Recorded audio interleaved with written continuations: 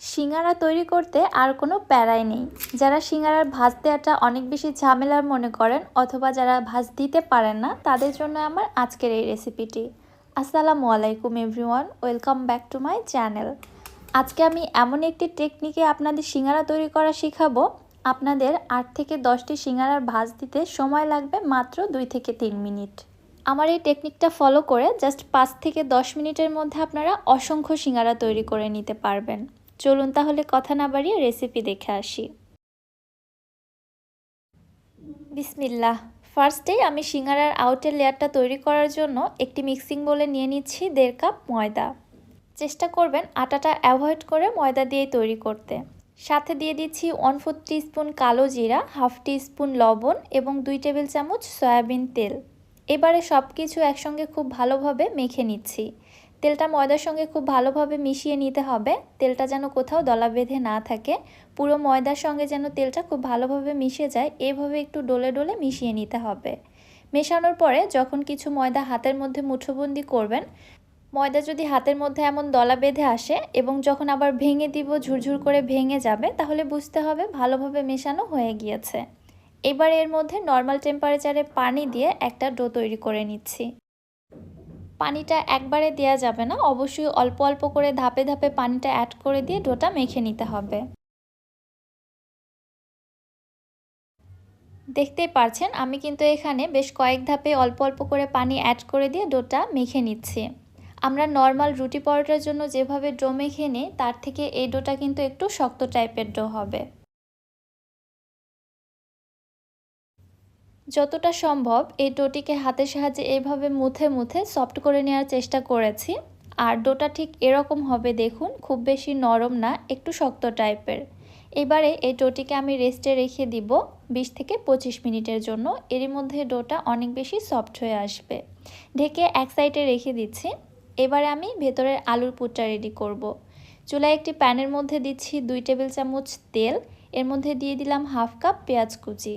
এবারে তেলের সঙ্গে পেঁয়াজটাকে নেড়ে চেড়ে একটু ভেজে নিচ্ছি, কালারটা কিছুটা ব্রাউন হয়ে আসা পর্যন্ত।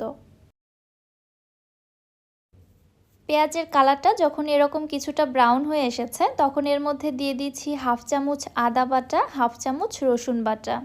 এইবারে আদা এবং রসুন বাটাটাকেও পেঁয়াজের সঙ্গে খুব ভালোভাবে ভেজে নিচ্ছি, আদা এবং রসুন বাটার কাঁচা স্মেলটা দূর হয়ে যাওয়া পর্যন্ত। এগুলো যখন ভাজা হয়ে গিয়েছে, এরপর আমি গুঁড়া মশলাগুলো দিয়ে দিচ্ছি 1 চামচ শুকনা মরিচের গুঁড়া, 1/2 চামচ হলুদের গুঁড়া এবং 1/2 চামচ জিরার গুঁড়া। এবারে গুঁড়া মশলাগুলোকেও পেঁয়াজের সঙ্গে আরও একটু ভালোভাবে ভেজে কষিয়ে নিচ্ছি। গুঁড়া মশলাগুলো যেন পুড়ে না যায়, এজন্য এখানে দিয়ে দিচ্ছি সামান্য একটু পানি। আবারও নেড়ে চেড়ে সব কিছুকে খুব ভালোভাবে কষিয়ে নিচ্ছি। এই মশলাগুলোকে যত ভালোভাবে কষানো যাবে, পুরের টেস্ট কিন্তু ততই ভালো আসবে। মশলাগুলোকে কষিয়ে নেওয়ার পরে এর মধ্যে দিয়ে দিচ্ছি আগে থেকে কেটে রাখা 1.5 কাপ আলু। আলুগুলোকে আমি কিউব আকারে কেটে নিয়েছি। এবারে মশলার সঙ্গে আলুগুলোকেও আরও 1 থেকে 1.5 মিনিটের মতো কষিয়ে নিচ্ছি। এরই ফাঁকে এর মধ্যে আমি দিয়ে দিচ্ছি স্বাদমতো লবণ।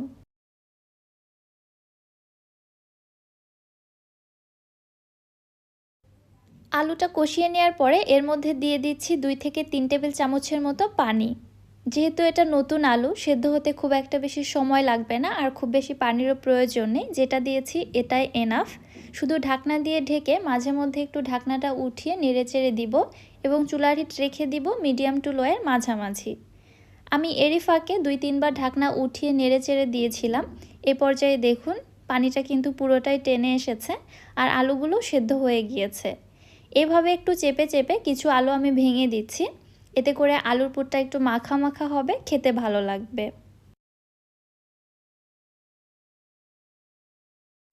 দেখতেই পাচ্ছেন কিছু আলু ভেঙে দেওয়ার পরে পুরটা অনেকটাই মাখা মাখা হয়ে এসেছে। চুলা থেকে নামানোর আগ মুহূর্তে এর মধ্যে আমি দিয়ে দিচ্ছি 1/2 কাপ পেঁয়াজ কুচি এবং 3 থেকে 4টি কাঁচামরিচ কুচি।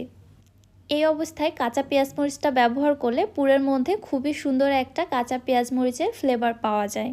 ভালোভাবে নেড়েচেড়ে মিশিয়ে নিয়ে এর মধ্যে দিয়ে দিচ্ছি 1/2 চামচ গরম মশলা গুঁড়া। এটাও ভালোভাবে মিশিয়ে নিলেই তৈরি হয়ে গেল আলুর পুর। এবারে আমি পুরটাকে চুলা থেকে নামিয়ে এক সাইডে রেখে দিচ্ছি। এবারে আপনাদের সিঙ্গারাগুলো তৈরি করে দেখাচ্ছি।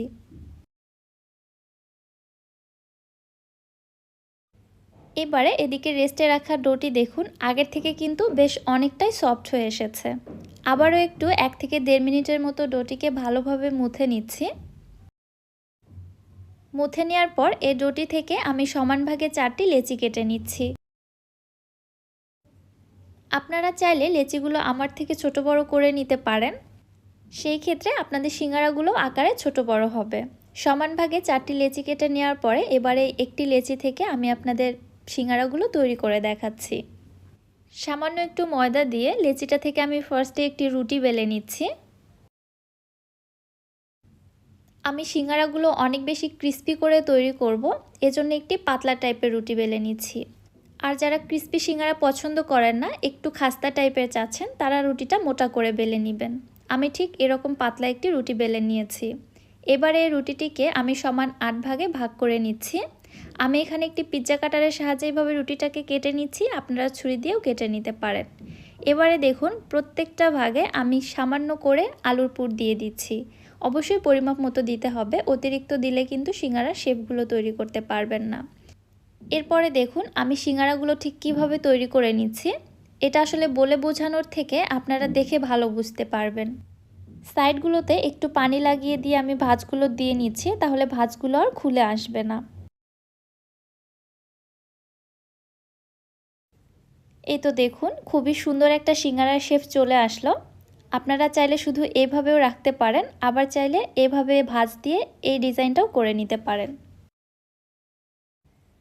আমি আসলে আপনাদের বলে বোঝাতে পারছি না, আপনারা একটু দেখে বুঝে নিন। এই সাইডগুলোকে টেনে এনে মাঝ বরাবর এভাবে আমি ভাঁজটা দিয়ে নিচ্ছি দেখুন।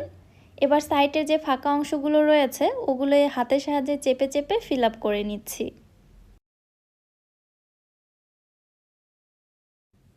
সিঙ্গারাগুলোকে এই শেপেও রাখা যেতে পারে, তবে আমি পেছন থেকে মাথা দুটোকে আরও একটু চেপে দিয়ে দিচ্ছি, তাহলে আকারটাও ছোট হয়ে আসবে এবং দেখতে মনে হয় আরও বেশি ভালো হয়। এইভাবে আমি 4টি লেচি থেকে 32টা সিঙ্গারা বানিয়ে নিয়েছি। এরপরে চলে আসলাম চুলাতে সিঙ্গারাগুলো ভেজে নেওয়ার জন্য। একটি প্যানের মধ্যে পর্যাপ্ত পরিমাণে তেল দিয়েছি। চুলাটিকে জ্বালিয়ে দিয়ে তেল গরম হওয়ার আগ মুহূর্তে আমি সিঙ্গারাগুলো এর মধ্যে দিয়ে দিচ্ছি। একেবারে গরম তেলের মধ্যে সিঙ্গারা ভেজে নিলে সিঙ্গারার গাগুলো মসৃণ হয় না, এজন্য হালকা গরম তেলের মধ্যে সিঙ্গারা ভেজে নিতে হয়। অনবরত এইভাবে নেড়ে চেড়ে উল্টে পাল্টে একটু সময় নিয়ে সিঙ্গারাগুলোকে আমি ভেজে নিচ্ছি, উপরটা যেন খুব ভালোভাবে ক্রিস্পি হয়। সিঙ্গারাগুলোকে ভেজে নিতে আমার প্রায় 8 থেকে 10 মিনিটের মতো সময় লেগেছে। ভাজা হয়ে গিয়েছে, আমি উঠিয়ে নিচ্ছি। পরবর্তী ব্যাচে সিঙ্গারা ভেজে নেওয়ার আগে তেলটাকে অবশ্যই কিছুটা ঠান্ডা করে নেবেন, তারপরে সিঙ্গারা তেলে ছাড়বেন। সবগুলো সিঙ্গারায় আমি ভেজে নিয়েছি দেখুন। সিঙ্গারাটা কত বেশি ক্রিস্পি হয়েছে আমি একটু আপনাদের আওয়াজটা শুনিয়ে দিচ্ছি। আশা করছি আপনারা বুঝতে পেরেছেন। আমার আজকের এই রেসিপিটি দেখার পর আমার মনে হয় না সিঙ্গারা তৈরিতে আপনাদের আর কোনো আলসেমি করতে হবে। রেসিপিটি ফলো করে আপনারা অল্প সময়ের মধ্যে অসংখ্য সিঙ্গারা তৈরি করে নিতে পারবেন। যারা কখনোই সিঙ্গারা তৈরি করেননি বা সিঙ্গারার ভাঁজ দিতে পারেন না, তারা কিন্তু অনায়াসে এই রেসিপিটা ট্রাই করতে পারেন। আশা করছি রেসিপিটা আপনাদের কাছে ভালো লেগেছে। রেসিপি ভালো লাগলে চ্যানেল সাবস্ক্রাইব করে দিবেন, আর যারা ফেসবুক পেজ থেকে দেখছেন পেজটিতে ফলো দিয়ে দিবেন। সো আজকে আর বেশি কথা বাড়াচ্ছি না, আজকের মতো এখানেই বিদায় নিচ্ছি। আল্লাহ হাফেজ।